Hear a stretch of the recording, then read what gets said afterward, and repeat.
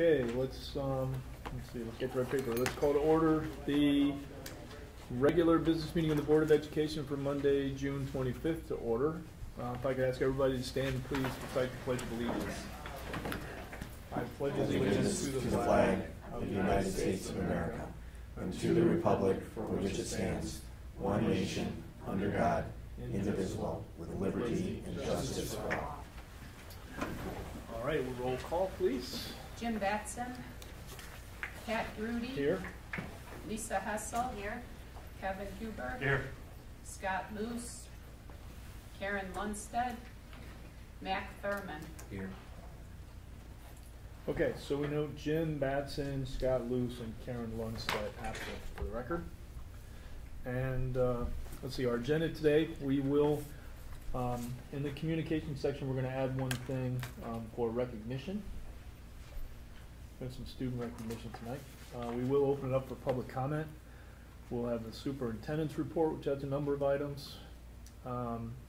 We will vote on the consent agenda, which has extensive items on it. Brief updates from facilities and finance and program and personnel. There is nothing from property, correct? Correct. We don't have the news yet. There's nothing from CEDAW and nothing from IASB. And then we will convene an executive session tonight to review. Actually, we can. Does anybody want to discuss the semi-annual, or can we move that up to the consent agenda to approve those? We can't move it to consent agenda because we didn't discuss it ahead of time. So I've got that in mind. So we're doing it. We're going to do it. Yeah, we'll do it under my report. But that's coming out of the executive session. If you vote on okay, it, all right. right. So I'll hold that. Yeah. And then employment of employee 5 ILCS 120/2C1. Okay. We will be taking action. We will not be taking action tonight after the executive session. Yeah, and just to clarify on the agenda, because we over the last year have tried to identify anytime the board will vote on anything. The asterisk at the bottom of the second page of the agenda indicates the board will take action. Tonight it will take no additional action, but it must take action to come out of closed session. So that's what that asterisk means at the bottom of the agenda. Yeah, we're going to probably want to clarify that. So, but okay. Okay. All right. Ready? Let's go back to the beginning. All right. Student recognition. Tom. Is there a space? Well, I'll just do it for this right here. So move over. Oh, yeah, sorry, my mistake. So we'll appoint Lisa Hessel as Secretary Pro Tem. Thank you. All right, well, gives me great pleasure to present to you once again a young man that I know you are familiar with because he has been here several times this year for board recognition. And tonight he is here on behalf of the boys track and field team at Libertyville High School. And one thing that is really special in the state of Illinois is that we have, and I think it's a trend that we're going to see in a lot more sports in the future, but we have the boys track and field meet, but then we also have a division that they call the combined team meet, which is athletes who are fully able-bodied in the way that Alex is, and athletes who have disabilities compete together for their school and can win state titles. So this year, our boys combined track and field team took second in the state of Illinois, which is a tremendous accomplishment. And one of our two athletes is here tonight with Coach Stuart Mendelson. Alex Tam is here. He is a graduated senior, so soon to be a Miami of Ohio Redhawk. Yes, yep. Miami of Ohio Redhawk. And he took 10th place in the 3,200 meter run and 1,600 meter run and represented our team. His performance there helped us earn second place. I'll let Coach Mendelson talk a little bit more about Alex. The other athlete who we thought was coming but isn't here is Ethan Burkhart. Ethan is our wheelchair racer. He took first place in the 200, 400, and 800 meter race, so he won 3 first place championships, and he took second place in the 100 meter race And his scores with Alex's scores helped us earn second place overall. Great. So congratulations, Alex. And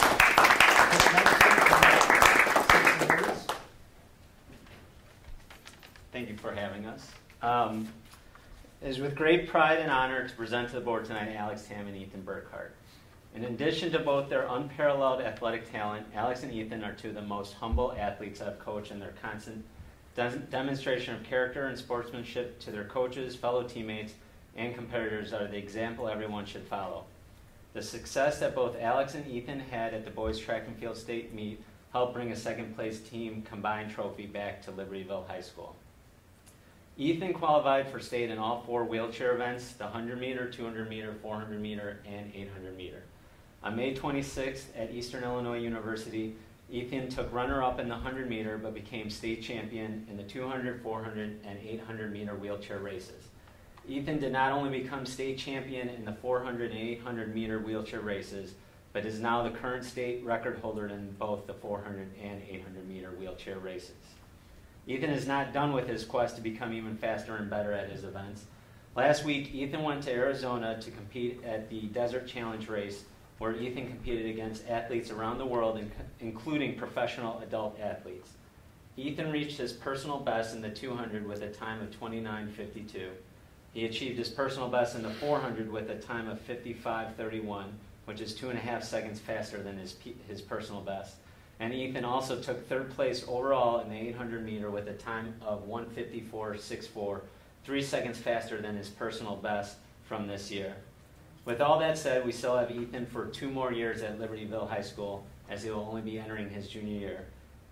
Without a doubt, Ethan inspires me, the coaching staff, his teammates, and even athletes and coaches at other schools when Ethan competes at the track meets. Alex, you want to come up? Alex Tam qualified for state in the 1600 and 3200 meter events. For the 1600 meter, Alex had to first run a preliminary race at Eastern on May 25th in order to compete in the finals for that race. Alex was in a heat of 14 runners, and there were 2 heats. Of the 2 heats of 14 runners, the winner of each heat would automatically advance, and the 10 next best times would advance to the finals. So only 12 of the 28 runners would qualify to run the next day in the finals. Alex ran a 4:18, 3 seconds off his personal best, qualifying him to the finals the next day. The next day, Alex ran the 3200 meter race, taking 10th overall out of 43 athletes who qualified in the event. With limited rest, Alex then ran the 1600 meter final race and took 10th overall in that race also. Alex ran 3 races in less than 24 hours, and to put things in perspective, only one other athlete who ran all 3 races beat Alex. Alex has broken the Libertyville High School 1600 meter record as a junior with a time of 4:15.87. His senior year this year, Alex broke the Libertyville High School 3200 meter record with a time of 9:08.53. The 3200 meter record had been standing for 41 years prior to Alex breaking it by 6 seconds this year.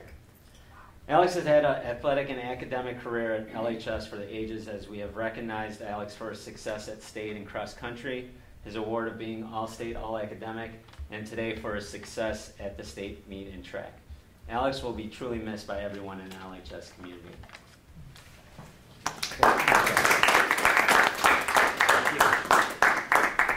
Yeah, I want to echo that as well, that all of our seniors are fantastic, and we're going to miss them all.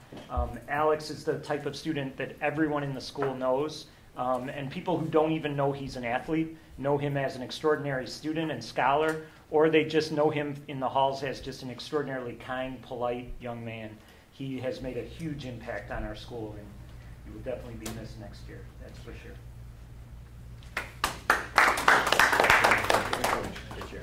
Tom? Hey, we're going to take a couple of pictures, okay? Dad, come on over here. Take a picture.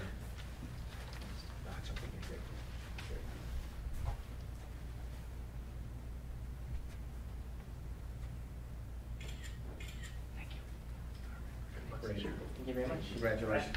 And Dad, we normally recognize parents too, so let's give Dad a round of applause for good stuff. Thank you. And by the way, you're welcome to stay for the rest of the meeting, but you're also welcome to go. Okay, so you won't offend anybody Thank you so much. if you leave. Okay, thank you. Thank you. All right. Okay, All right. no students tonight, so. Superintendent's report. Okay, Yeah, right. sorry. No, you're good. Yeah, just note for the record, our student board reps will start joining us, and our new student board reps will start joining us in August. So for June and July, we'll go right to the superintendent's report at meetings. First of all, more good news. Peyton Newman, VHHS class of 2020, was named Miss Illinois Outstanding Teen for 2018. Peyton will compete for the title of Miss America's Outstanding Teen in July in Orlando. And her mother let us know of her tremendous accomplishment, and Dr. Gilliam actually went to the house to congratulate her. So we certainly want to congratulate Peyton, and we look forward to her success. And we will recognize her in August at the board meeting. The following D128 students were named to the Daily Herald's 2017-18 Lake County Academic Team. Kathleen Lund at LHS, Anmol Parande at VHHS, Suraj Rajendran at LHS, and Gina Liu from VHHS was honorable mention, so congratulations to them. LHS counselor and activity sponsor Nancy Stevens received the Distinguished Service Award from the Illinois Directors of Student Activities. Nancy has served as a dedicated and committed activity sponsor for several clubs over the years at LHS, including ACE, Best Buddies, and Cats Against Cancer. She has made countless connections with our students and has worked tirelessly to help students join clubs and get involved. She will be missed as she moves into retirement with the end of this past school year. District 128 is the winner of a 2018 National School Public Relations Association, or NSPRA, Golden Achievement Award. The award is part of the 2018 NSPRA National School Communications Awards, which are open to all public and private schools and education organizations. D128 Communications Director Mary Todrick wrote and submitted the award entry, which details the public relations program process the district team followed in the development of the new D128 mission Daring. The NSPRA Golden Achievement Award recognizes exemplary work in all aspects of school public relations, communication, marketing, and engagement. Award judges carefully sought outstanding achievement in the 4 steps of a public relations program. 1, analysis of the need. 2, planning to meet the need. 3, execution and communication of the program. And 4, formal evaluation. Each entry was judged individually against these award criteria, and the D128 entry met all of them. So congratulations to the district, and thanks to Mary for her once again outstanding work in the communications field on behalf of the district. Second on the superintendent's report is school start time update, and we do want to celebrate and confirm again that the start time of both schools next year will be 8:45. The 2 building teams are working through all of the processes to register kids, transportation, everything that we need to do to open school. And they are communicating with parents at both campuses through the buildings. And we thank them for their work under some time pressure, but we are very excited.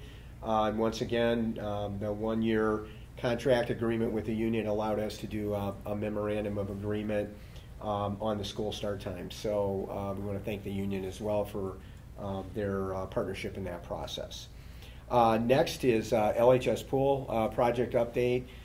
And the update is, if you drive by Libertyville, you will see substantial steel up on the building. Earlier in the evening, we reviewed at the Facilities and Finance Committee the progress of the building and the progress of the steel erection. Started with no steel erected today and a pretty good chunk of steel erected on that building. So we'll put pictures on the website so people can follow that development. Plus, we do have the live pool cam that's in operation from roughly 8 in the morning until 4 in the afternoon.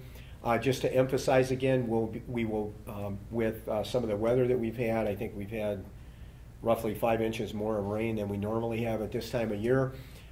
We've still been able to make amazing progress, but we are likely looking for late spring in 2019 for completion time. If we get a break and the weather is cleaner, that date may be moved up, but that's what we've updated the board on, so we want the community to be aware of that in conversation as well.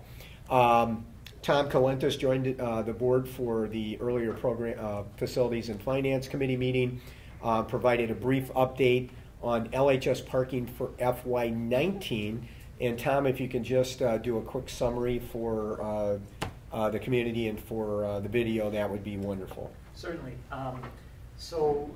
This year we worked with students at Libertyville High School to determine a plan for parking. The students created an idea to create carpool incentives for students. This would be for all seniors, and if they chose to carpool with another senior, they would be guaranteed a spot on campus for the entire school year.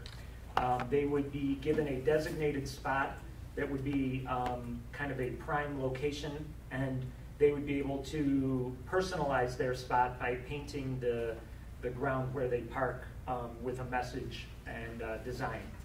We had approximately 85 students, or excuse me, we had approximately 86 carpool spots requested for 175 total students, and that was a huge number. We're very excited about that. There's obviously benefits for the students to park on campus, but from 175 seniors choosing to carpool, there are environmental benefits and traffic benefits, we believe, for the entire community. Last year we had approximately 100 seniors who needed to park at Brainerd.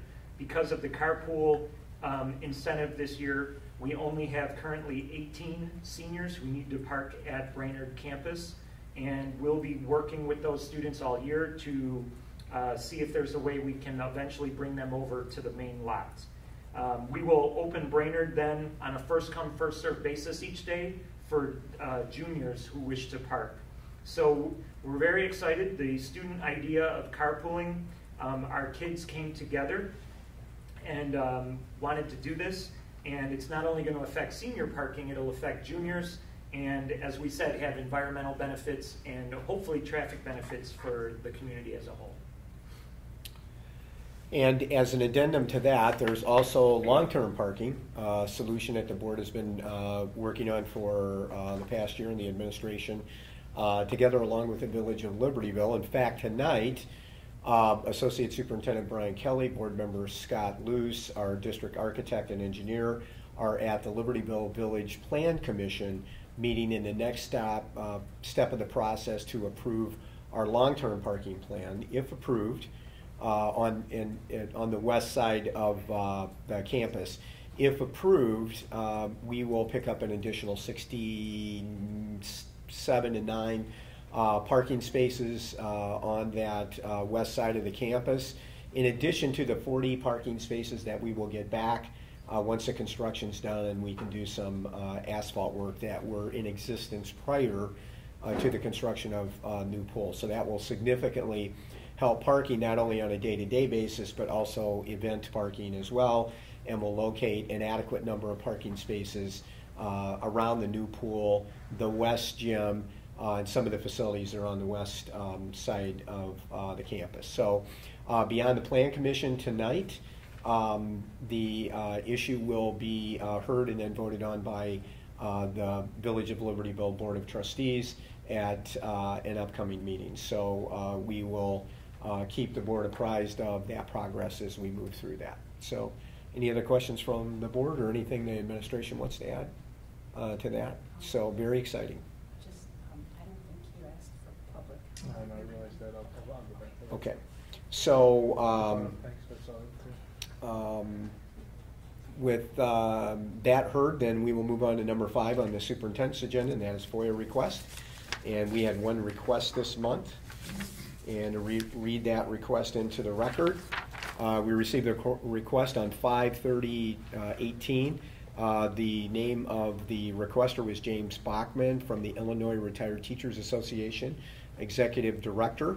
requested the names, district email addresses, and home addresses of retiring educators for the current school year. The follow-up was provided by Denise Swit, and we responded on 5/30/2018. The deadline was 6/6/18. So next on the superintendent's agenda tonight is the semi-annual review of closed session minutes. It is the recommendation of the administration to not release any of the closed session minutes. If the board concurs and votes with that recommendation, we will not need to discuss that issue in closed session. Of course, the board would like to have discussion of that topic, then we can do that in closed session tonight. So we would need a motion. Yeah, is there anybody that would like to discuss that in closed session? No? Okay, is there a motion to keep the closed session minutes closed? So moved. Second. Second? All right, any further discussion? All right, roll call, please. Grudy. Aye. Hessel. Aye. Huber. Aye. Thurman. Aye. All right, motion carries. Okay, next on the superintendent's agenda tonight is the appointment of a new FOIA officer, Carol Scoden. Denise Swit is closing in on her last day, and Carol will be coming in. So Denise has served as one of our FOIA officers in the district, and we need to formally approve her for that position tonight. So the administration recommends the appointment of Carol Scoden as a new District 128 FOIA officer. I move to appoint Carol Sotkin, the new Freedom of Information Act officer. Is there a second? Second. Any discussion? Roll call. Hessel. Aye. Huber. Aye. Thurman. Aye. Grudy. Aye. All right, motion carries. Anything else? Okay, that's it for the superintendent's report. All right, so I'll back up to correct my error. Is there anybody from the public who would like to speak? All right, seeing none, we will move on. All right, next, the consent vote agenda. We reviewed this earlier this evening in committee. And I'd like to make one correction, and that is to remove item 2H2 from the agenda, and then ask for a motion to approve the consent vote agenda as amended. So moved. Okay, discussion. Second. Okay, second. Any discussion? Kevin, you want to discuss now, or you want to discuss No, we with can the other discuss it. vote? Yeah, yeah. Okay. So all again, right. we're removing 3H2. From the Did I say consent. 2 or 3? I think it's 2H2. It's 3H2. 3H2. Okay, so let me change that. Let's amend, we're gonna amend the motion. Hold on a second. 2 or 3, Kevin? So it's 3H number 2. So consent to vote agenda is number 3, so roll back up, Pat. Yeah, but on the agenda, it's item, okay, got it. Okay. yeah. It's H2, confusing, it's yeah. H2. Okay, so Yeah. again, just to be clear, we're gonna amend that motion. It's item H2 is removed from the consent vote agenda, Yeah. and we're voting on that. Right. Okay. All right, roll call? Huber. Yeah, we did. Aye. Thurman. Aye. Grudy. Aye. Hessel. Aye. All right, motion carries. Now, let's go back to item H2, okay? And I'll ask for a motion to approve item H2 as listed. Is there a motion? I move to approve item 3H2. Second. Okay, now, further discussion. Thanks. Okay. So, yeah, I just have a couple questions for our superintendent on 3-year contract renewals. Sure. I struggle with the concept of extended contracts, 3-5-year contracts, understanding that certainly these are top-of-the-line individuals and should be rewarded. Just I'm trying to reconcile that with my belief of Illinois being an employment at will state and things of that nature. Can you just kind of briefly review the idea behind the 3-year contract, Sure. the importance? Again, I think we probably have some good protections in there if something happens in year 1, so we're not sitting here paying out 3 years of contract Right. and things. Just kind of help me understand the philosophy on 3 years. Sure. I think at the administrative level, those are all good questions, by the way, Kevin. Thank you. At the administrative level, Of course, as we do with teachers and support staff, we are always trying to attract and retain the best of the best here in the business. One of the ways we recognize that performance is by a multi-year contract. So first and foremost, if we had an underperformer, in the future, we would not be, or right now, we would not be recommending a 3-year contract for someone, nor would we consider that in the future. It's important from a personnel standpoint for a couple of reasons. There is an extreme shortage of very talented administrators at the upper building level and at the district level. There's high competitiveness for those folks. So as people do good work for us, we want to recognize that good work. We do, as the board knows, we do a lot of due diligence before we hire folks. We had lots of conversations about Tom and Dan. And of course, we knew Brian Kelly very well before they moved into their positions before. But prior to recommending a 3-year contract for any, and we're really talking about kind of the assistant principal level up at the buildings, the 2 building principals and the district level leadership staff. So having done that work, reviewing that work, having conversations about that work, and always looking for continual improvement in work, we want to, if you will, lock our folks into their position because they're very competitive. It's very competitive to hire good people and try to attract people away from the district, other districts like ours, for example. One of the ways we do that, and historically we've done that in the district, is to do shorter term for those positions, 3-year contracts. And we've had great success with that in the past. And to Kevin's question, so what would happen if we had somebody along the way that ended up not being a good performer? In the review and evaluation feedback process along the way, we would be having early and often conversations with those individuals. We have, working with council, some very strong termination language in our multiple year contracts that certainly require the administrators to perform at a high level and also to conduct themselves accordingly. We have the ability to release people for cause if they're not doing their job.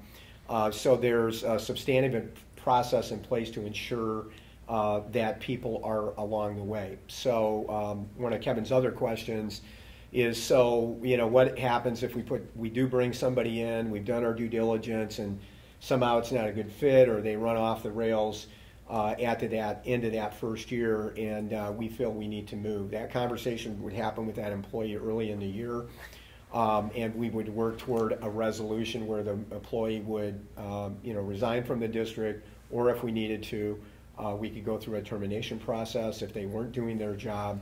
And the question then becomes, are we going to end up having to pay that person out in the second year if years 2 and years 3? That would be a negotiated settlement. It's very rare. In fact, I don't know of any examples, even at the superintendent levels, who tend to have 5-year contracts where the marriage hasn't worked, so to speak, and there has been a settlement, let's say, of another 4 years of a contract. There's always a settlement that moves down that line in a 3-year contract, while more than a 1 or 2 year contract is less than a 4 or 5 year contract that a superintendent would typically seek and have from a school district. So does that help, Kevin, somewhat? Yeah, no, it helps. With your question? No, it helps. Another kind of a follow-up question on that. We're defining these as 3-year contract renewals, so they're not new contracts. We certainly know in the state has changed some of the contract language or parameters about a new contract versus renewals. How will these contracts be? Are these considered new contracts going forward, or are these considered extensions of the existing contract? Well, these are actually new contracts going forward. Okay. So what Kevin is referencing is a pretty dramatic decision in the late hours of the budget conversation to get the budget passed this year. We're very close to this, particularly those of us on the bargaining team, the board members on the bargaining team, and we've shared this with the board.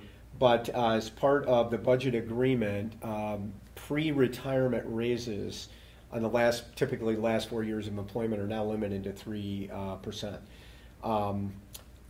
So beyond any of the contracts that are currently in place would be capped at 3%.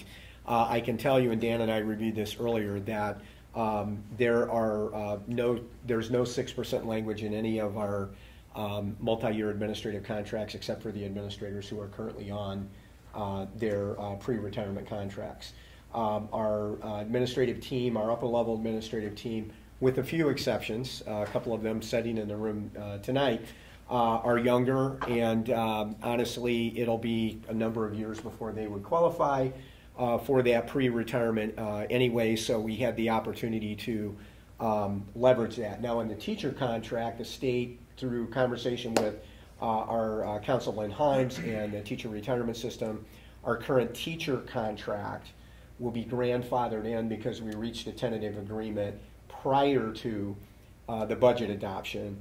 So anyone who could retire in the next 4 years in the teacher contract could give us notice, met all the other criteria, could give us notice this year, and they would be covered. But that would be a very small group of people. So for administrative purposes with our multi-year contracts, nobody who's not already in the retirement contract can qualify for it anyway, and that language is not in the contracts.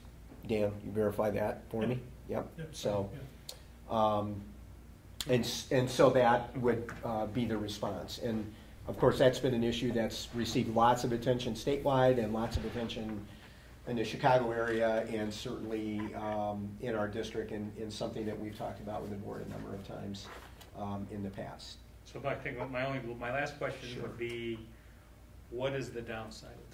If you're as fiduciaries, which we are, is there any downside to going out 3?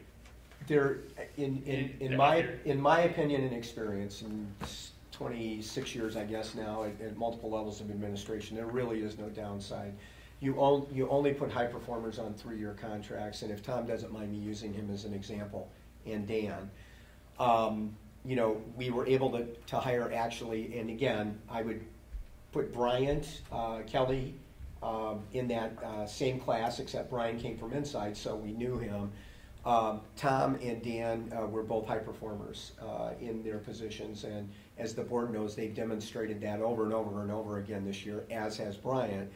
But these two gentlemen came to us from the outside, so we did not hesitate to give them, offer them a 3-year contract, knowing their previous work.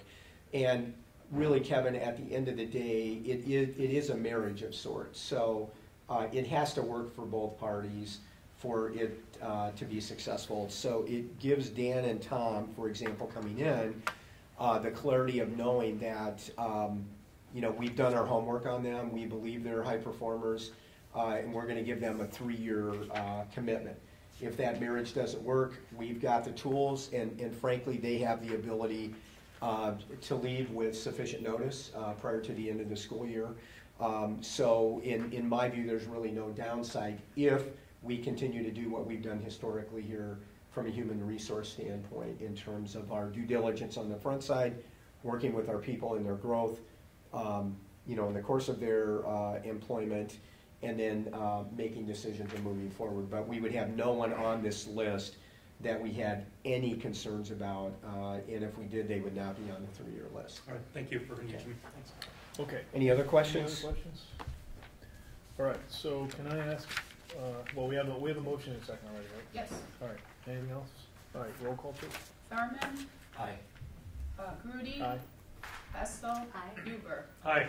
Okay, motion carries. All right, Matt, do you want me to go back? To Whatever's, Yeah, I apologize. It seems, I gotta put my glasses on this time. I did want to add an other to the communication thing. I'll turn it over to Matt, board member Matt Thurman. We don't have a line item for new business on here, do But we've got another on the bottom, and we're not voting, Well, so, there's another here. yeah. we? Is there? So, Matt, you can do it under my. Go? Yeah. Okay. Yeah, that was my plan, and I apologize. No worries. I have a statement I'm gonna read, so bear with me. I would like to begin by notifying the board, the administration, and the public that as a result of my full-time occupation, I will unfortunately have to relocate my residency. Being a member of this board has been one of the most influential and prideful honors I've undertaken in my life. Through this group's collective dedication to education and responsible community stewardship, we have continued to grow District 128 as one of the leading public school districts in not just the state, but the nation. From day one, I was committed to representing the interests of the young people in this district. As a young-ish person myself, I understand the dynamics and pressures that people in this generation suffer from on a day-to-day basis. From the rapid advancement in technology and our immersion in it, to the pressures associated with an ever-growing public display into our lives in the form of social media. These challenges are not easy to solve, and the role in society will only continue to grow. However, this district and board has taken the necessary steps to take these challenges head-on, and for that I applaud them. In a little over a year, I am proud to say we have accomplished much, from introducing our daring mission, which will propel the district for many years to come, to the ongoing construction of the state-of-the-art natatorium at Libertyville High School, to the implementation of a later start time, which will have profound health benefits to our students, which in turn will only grow their academic potential. This board's commitment to education and equal commitment to fiscal responsibility is something this community can be proud of. The diversity of interests and knowledge that is featured among this board allows for expertise in almost every discussion, no matter the topic at hand. Just over a month ago, I found myself distributing diplomas at Libertyville's graduation. This was in the very same building that I had received mine 7 years prior. Many of the students I handed a diploma to were the younger brothers or sisters of a student that I had graduated with, some even my close friends. This surreal moment spoke volumes to the quality of education that this district is committed to. For I was afforded an education of such excellence and quality that has allowed me to go places and do things that unfortunately many others are not afforded. And I thank all my teachers, coaches, and members of the board and administration during those years for that. I also want to thank my fellow members of the board, both past and present, for their openness to new membership and willingness to take the time and effort in explaining many of the complexities associated with this position, particularly President Pat Grudy, whose exceptional leadership and unrivaled knowledge of school finance makes him one of the leading board presidents in the state. Also, Superintendent Lee for his decades-long commitment to academic excellence and once again, willingness to take time to explain the many nuances to us, although I would say sometimes you can cut it down a little bit. Additionally, I would like to thank Brian Kelly, Dan Stanley, Rita Fisher, Mary Toderick, Mark Koopman, Denise Swit, and Carol Skoden for their outstanding work at the administrative level, as well as Tom Calentis and John Gilliam for their leadership at the school level. Lastly, I'd like to thank my family, friends, and the residents of this community who put their faith in me. Thank you. Consequently, I'm announcing my resignation effective at the end of tonight's meeting. It has been a wonderful journey, and although this decision was not an easy one to make, it is necessary. So thank you all, and I look forward to my continued involvement in this district and community through other avenues. All right, well done. Just a few comments. I know from my perspective, one, thank you for the kind words. And I know the long and thoughtful process you went through to get to this point. I would like to just say that in the short time, and I'll say too short a time that you've been part of this board, you've been very inspiring as a not so youngish member of the board. Your insights and your close connections to, really those things that we try to do, I think have been very helpful and will be sorely missed. It's not a perspective that we've honestly had the opportunity to share very often. And I'll tell you, when you go through a public election, as we go through every couple of years here, it's a little scary because you're never sure what you're going to get. But I can honestly say in your case, we were lucky to get you, and certainly wish you the very best in all of your endeavors. You're inspiring. You make the rest of us hopeful.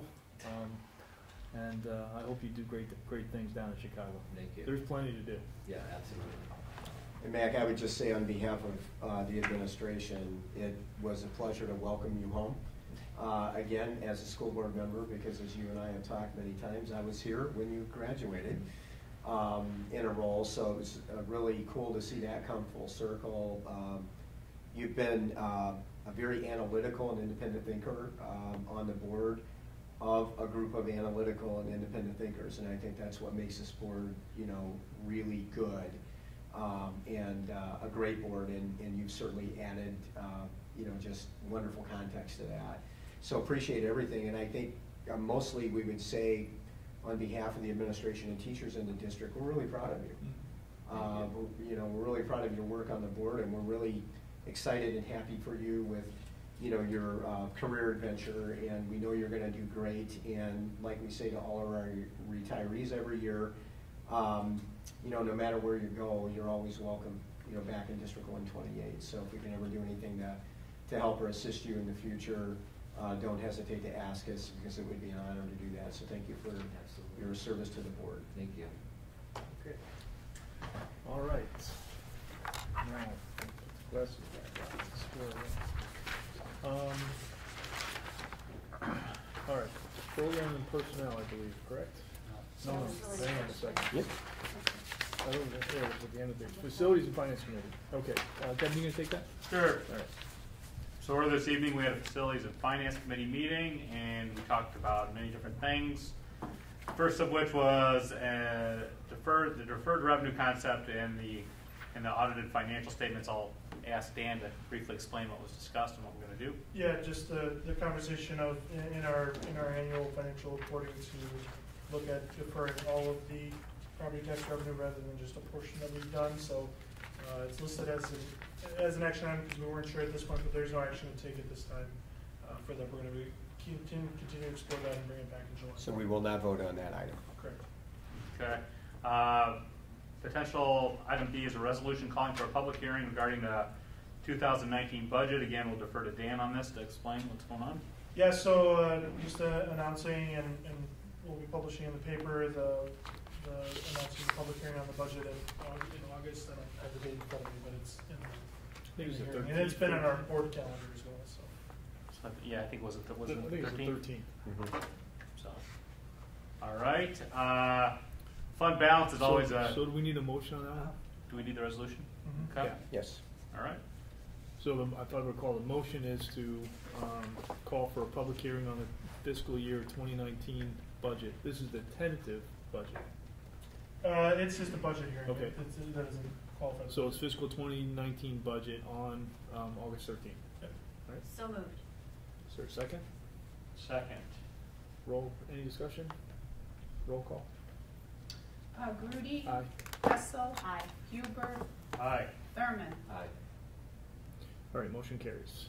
All right. So now I think we're going to talk about one of our favorite topics. That may be beyond my abilities at the moment. It might Sorry. be. Fund balance is usually beyond most of our abilities. But Dan's going to simplify it for us. So Dan. Part of GASB 54 a few years ago, one of the ways that in our financial reporting, year-end financial reporting, that we can be more clear in the amount of money that is available or already reserved for other purposes is to come at fund balance. And so we have before you a resolution for your approval that's required by GASB 54. It's for, sorry, right next to me, and I gave it away. Yeah. So it's calling for reserve, so to commit, and so this is based on GASB 34, to commit $16,321,000 of the fund balance from the operations and maintenance fund for the purposes of supporting the following projects. And these projects are already under construction. These are already bid and awarded and are happening right now, but we will be incurring a lot of those costs in fiscal year 19, which is next fiscal year. So that essentially is $15 million is for the aquatic center at LHS. $800,000 is for the second floor HVAC renovations at LHS, and $521,000 is reserved for or committed for the Vernon Hills Science Lab renovation. So that's the fiscal year 19 portion. So altogether, it's $16.321 million to commit. And so all this is basically almost like a footnote or just part of our reporting on our financial thing. So How much for a pool again? It's 16,321,000. Oh, for the pool. What was the pool? Yeah, was the pool 15 from? million. Okay. Now, to vote to approve all you really have to do is vote to approve the resolution to commit fund balance, and that's all that's required. All right, so I move to approve the resolution as presented for committing $16.321 million of our fund balance. Second. Any discussion? I'd just like to note, I congratulate you for doing that. We appreciate your efforts to make it clearer, not only for the board, but for anyone, any concerned taxpayer who's looking at our finances to see really what we are working with. So thank you for that, Tim. Seconded that. Okay, any other discussion? All right, roll call, please. Hessel, Aye. Huber, Aye. Thurman, Aye. Grudy. Aye. Motion carries. All right, I think prevailing wage resolution, Dan, we need a resolution on this every year, you said, David? Correct, it's required by law, prevailing wage resolution, done every year, essentially stating any kind of work that we're doing, the public work, which is us, that will be paid prevailing wages. And we have to approve that every year. So I move we approve the prevailing wage resolution as presented in item 4D. Second. Discussion? Roll call, please. Huber, Aye. Thurman, Aye. Grudy, Aye. Hessel. Aye. Motion carries. Thank you. Sounds like we have some ComEd stuff we need to approve. Item 4E. Is that you, Dan? Yeah, so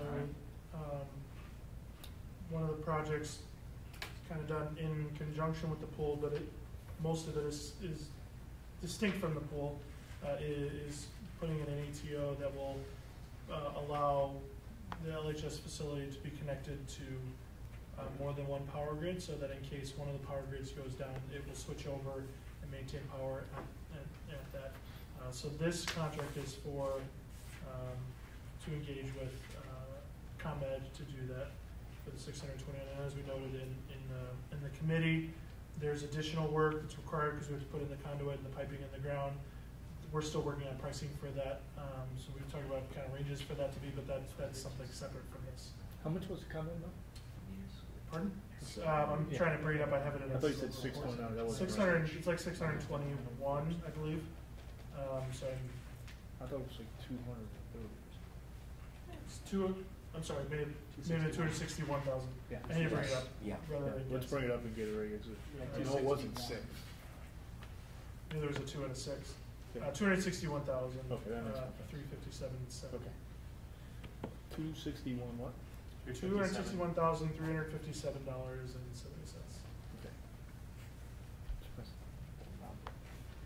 Okay, so is there a motion to approve the ComEd contract for $261,357.07? So moved. Is there a second? Second. All right, any other discussion? So this is separate from the already budgeted expenses for the pool, or it's part of the pool budget? 30,000 is part of the that. pool. This is 230-ish is separate. Got it. Okay. And again, this one's important because we've had situations of blackouts in the school, and this will actually improve that. Correct. Right? Okay. Roll call? Thurman, Aye. Grudy, Aye. Hessel, Aye. Huber. Aye. All right, motion carries. Next. So we have educational service agreement. Yeah, so this is through our community ed program, Condensed Curriculum International, to provide an educational program through them. It's very straightforward. We have several other arrangements like this with the community ed program, so this is additional, of course, they wanted to offer. There'll be a net gain for the district, so any contract that is designed that could earn more than $1,000, the board is required to approve, so that's a big reason we're bringing it for your approval as well. So. How much is this one, Dan? It's really just an agreement. It depends on how many kids the enroll agreement. or how many Yep. students or Yep. adults Yep. enroll. All right, I move the educational service agreement as presented in item 4F. Second. Any discussion? All right, roll call, please. Grudy. Aye. Hessel. Aye. Huber. Aye. Thurman. Aye. Motion carries. Looks like maybe the final item might be some transportation that we need to approve. Yes. So I'm trying to get to that page.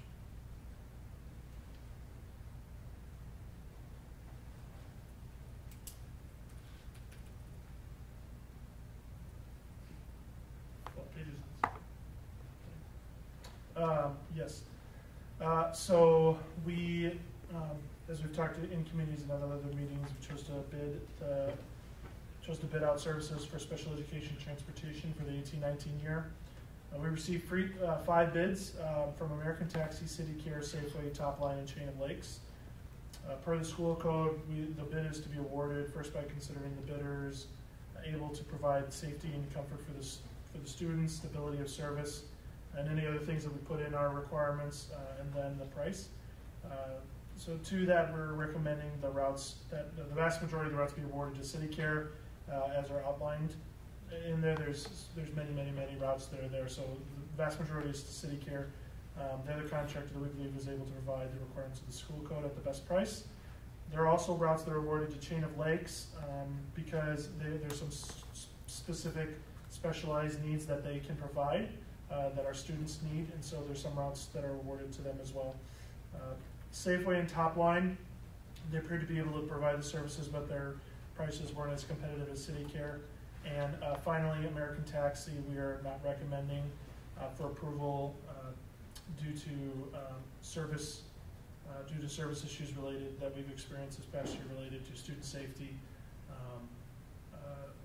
service issues remaining involving student drop-offs and pickup times, and a lot of communication issues we've had. So we've logged many issues with them that we can't in good faith recommend them to provide those services for us for the next year. So Dan, what is then the specific, because this is a split award, how do you want to word that? Yeah, so essentially, the award would go,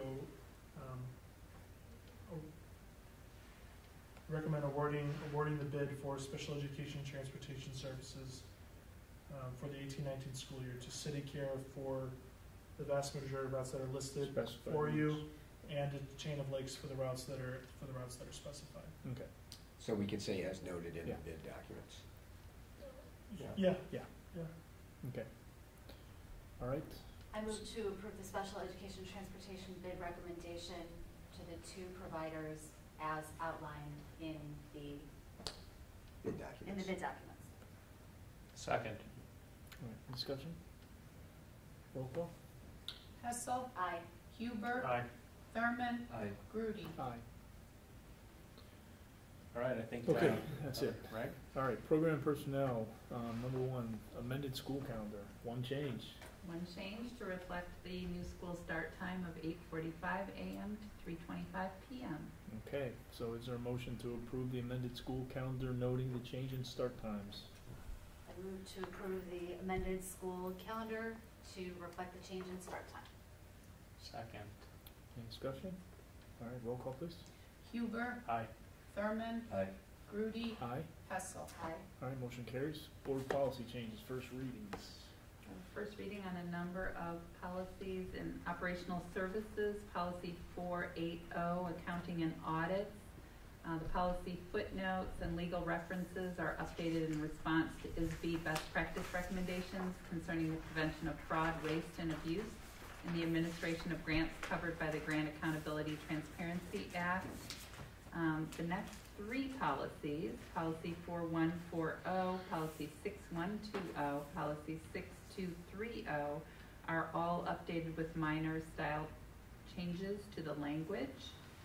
Policy 6250, community resource persons and volunteers. This policy is updated to better reflect the purpose and use of our community resource persons and volunteers as defined by Illinois School Code. Students, policy 750, student admissions and student transfers to and from non-district schools.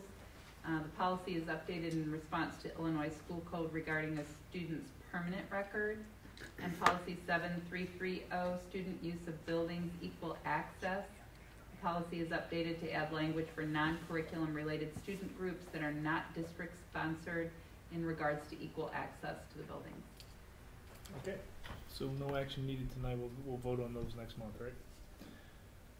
Okay, is there anything else? No. Make sure I got it, okay, no property, no CEDO, no IASB, so can I ask for, anybody else got anything? Can I ask for a motion to convene the executive session? We will remove agenda item A, since we already voted on that, and then have only one item in the closed section, employment of an employee, 5 ILCS 120/2C1. I move to convene executive session. All right, is there a second? Second for the purpose of discussion. Employment of employee. Employment of employee. Okay, any other discussion? Not, roll call? Thurman, Aye. Grudy, Aye. Hessel, Aye. Huber. Aye. Okay. Is that everybody? Okay, motion carries. All right, good night. We will not be taking any action other than to reconvene the open session.